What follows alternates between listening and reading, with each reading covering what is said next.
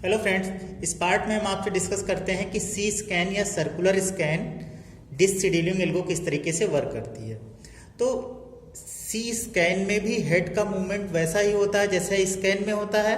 Means head आपका कैसे move करेगा, एक एंड से दूसरे एंड, एक एंड से दूसरे एंड।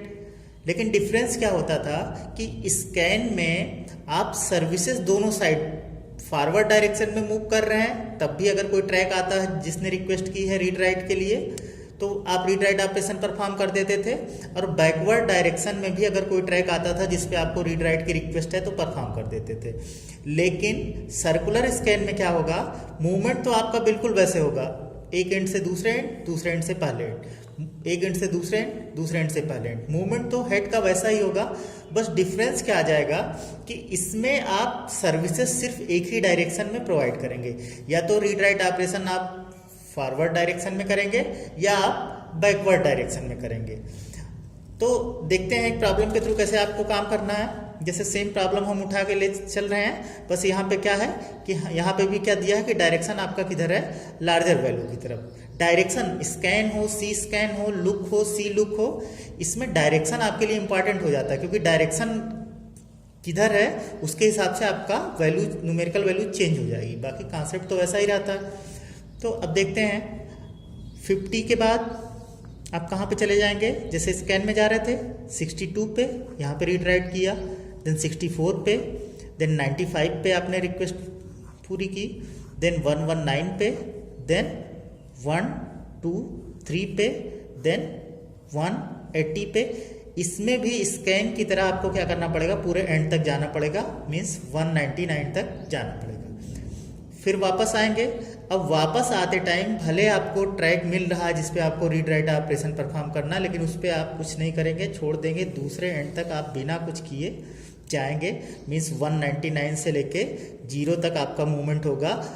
बैकवर्ड डायरेक्शन में जब आप जा रहे हैं तो आपको कोई रीड राइट ऑपरेशन परफॉर्म करने की ज़रूरत नहीं है। वापस जब चलेंगे तो फिर से फॉरवर्ड डायरेक्शन में 0 से 11 यहाँ पे आपको ऑपरेशन परफॉर्म करना था, आपने कर दिया।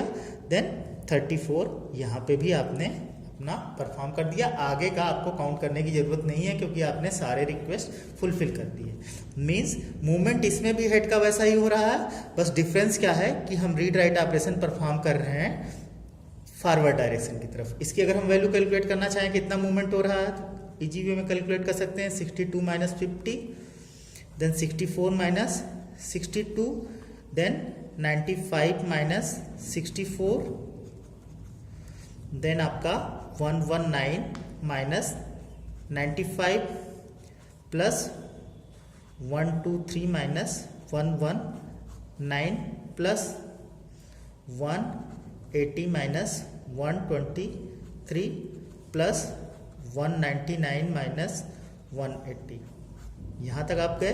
देन वापस यहाँ कुछ बच्चे कंफ्यूज होते हैं कि ये हमें काउंट करना है कि नहीं करना। बिल्कुल करना है, क्योंकि मूवमेंट तो यहाँ पे भी हेड का हो रहा है ना, तो ये भी आपका काउंट होगा। 199 माइनस 0 प्लस फिर आपको 11 माइनस 0 प्लस 34 माइनस 11। इसको जब आप कैलकुलेट करेंगे तो आपका हेड मूवमेंट कितना आ जाएगा, 382।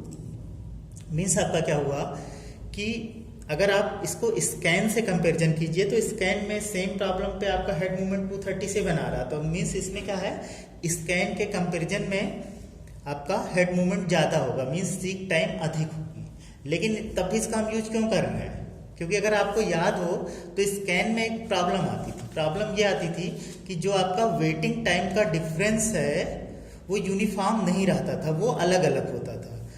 एक साइड में पता चलता था, एक साइड के प्रोसेस को पे एक साइड के ट्रैक को आप जल्दी रीड राइट परफॉर्म कर रहे हैं, दूसरे वाले को ज़्यादा करना पड़ रहा है।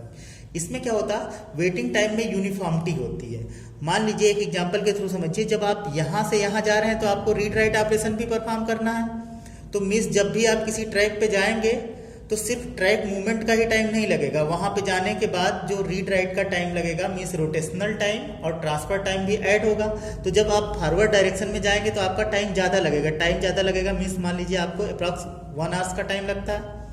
लेकिन दूसरा जब आप मूव वापस आ रहे हैं तब तो आपको उतना टाइम लगेगा नहीं, क्योंकि आपका ट्रांसफर हर ट्रैक पे ट्रांसफॉर्मेशन और रोटेशन वाला टाइम आपका बच गया, तो उधर वापस आने में टाइम कितना लगेगा, बहुत कम लगेगा, मान लीजिए 2 मिनट।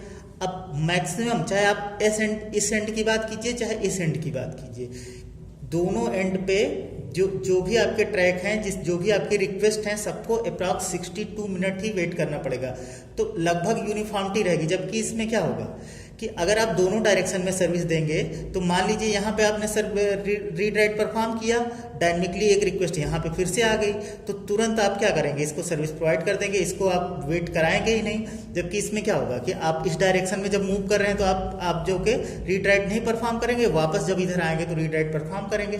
तो इसका जो सर्कुलर स्कैन का जो बेसिक एडवांटेज होता है कि इसमें वेटिंग टाइम के बीच में यूनिफॉर्मिटी होती है, और इसका एडवांटेज इजी इम्प्लीमेंटेशन इसका भी होगा, क्योंकि हेड को आपका क्या है, फॉरवर्ड बैकवर्ड मूवमेंट करना है, तो कोई और स्टारवेशन अगर आपका स्कैन में नहीं हो रहा था तो सी स्कैन या सर्कुलर स्कैन डिस्क में भी आपका स्टारवेशन की प्रॉब्लम नहीं आएगी। तो ये सारे हमारे एडवांटेज हो गए कि इम्प्लीमेंटेशन क्या होगा, इजी होगा, स्टारवेशन नहीं आएगी, वेटिंग टाइम में क्या होगा, यूनिफॉर्मिटी होगी। अब इसके ड्रॉबैक भी देख लीजिए, कुछ इसकी प्रॉब्लम है। प्रॉब्लम ये है कि इसमें भी जैसे आपका स्कैन में हो रहा था, उसमें भी क्या हो रहा है, अननेसेसरली हेड का मूवमेंट हम करा रहे हैं। जब हमें पता है कि 180 के बाद हमारा कोई रिक्वेस्ट नहीं है, तो हमें 199 तक नहीं जाना था। उसी तरह जब आप इधर जा रहे थे तो आपको पता था कि 11 के बाद हमारी कोई रिक्वेस्ट नहीं है, लेकिन तब भी आपका कहाँ पे जा रहा है, 0 तक जा रहा है। तो इसका मतलब क्या है, यहाँ पे भी अननेसेसरली हेड मूवमेंट करना पड़ रहा है। तो सी स्कैन का जो मेजर ड्रॉबैक है वो यही है कि इसमें क्या हो रहा है, हेड का मूवमेंट ज़्यादा हो रहा है, उसको हम क्या कर सकते हैं, कम कर सकते हैं। नेक्स्ट पार्ट में हम देखते हैं कि लुक डिस्क शेड्यूलिंग और सी लुक डिस्क शेड्यूलिंग किस तरीके से वर्क करती है। Thank you.